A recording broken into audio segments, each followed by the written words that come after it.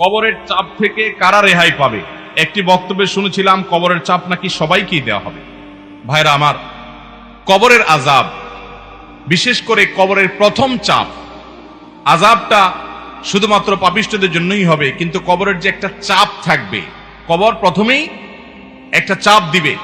যারা কবরস্থ হবে না, বারজাখী জীবনে যে যেখানে তার ধ্বংসাবশেষ থাকুক, সেখানে একটা প্রেসার প্রত্যেকটা মানুষকে দেয়া হবে, একটা চাপ থাকবে। একটা হাদিসে আসছে, নবী করিম সাল্লাল্লাহু আলাইহি সাল্লাম বলেছেন, এই চাপ থেকে কেউ রেহাই পাবে না। যদি কবরের চাপ থেকে কেউ রেহাই পায়, তাহলে সে সাদ ইবনে মুআজ রাদিয়াল্লাহু তাআলা একজন সাহাবীর কথা বলেছেন, তিনি পাবেন। এছাড়া আর কেউ কবরের চাপ থেকে রেহাই পাবে না। তবে এটা আলমুল গায়েবের বিষয়, কেমন হবে সেটা একমাত্র আল্লাহ ভালো জানেন। এটা ঠিক, যারা ঈমানদার তাদের চাপটা হবে সহনীয়, যারা বেঈমান তাদের চাপটা হবে অসহনীয়।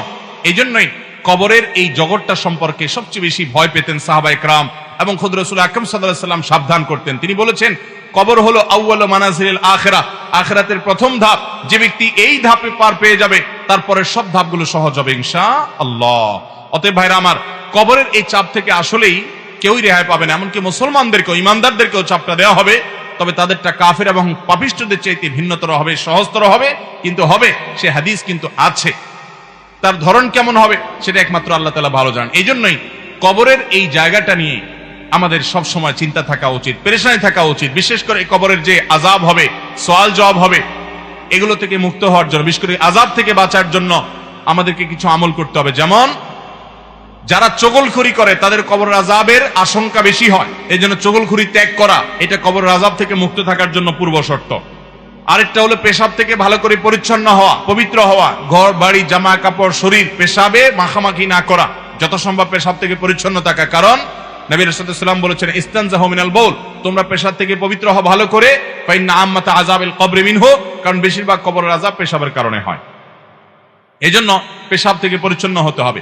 কবরের আযাব থেকে মুক্ত থাকার জন্য, নাজাতের জন্য রাতে সূরা মুলক তেলাওয়াত করতে হবে। নবী সাল্লাল্লাহু আলাইহি ওয়াসাল্লাম বলেছেন, যারা রাতে শোয়ার আগে সূরা মুলক তেলাওয়াত করে, আল্লাহ তাআলা তাদেরকে কবরের ফিতনা থেকে বাঁচিয়ে রাখেন। ঠিক একই ভাবে কবর আযাব থেকে বাঁচার জন্য সাধারণত যে কোনো গুনাহ থেকে আমাদের বেঁচে থাকতে হবে। আল্লাহ তাআলা আমাদের সবাইকে সেই তৌফিক দান করুন।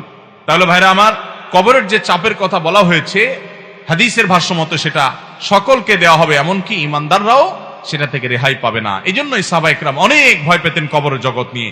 এখানে নাজাত তো বাকি সবগুলো নাজাত। আল্লাহ আমাদের সবাইয়ের কবরের জগৎটাকে সহজ করুন এবং বারজাখী জীবনে আমাদেরকে আল্লাহ তাআলা সকল আযাব ফিতনা থেকে বাঁচিয়ে রাখুন।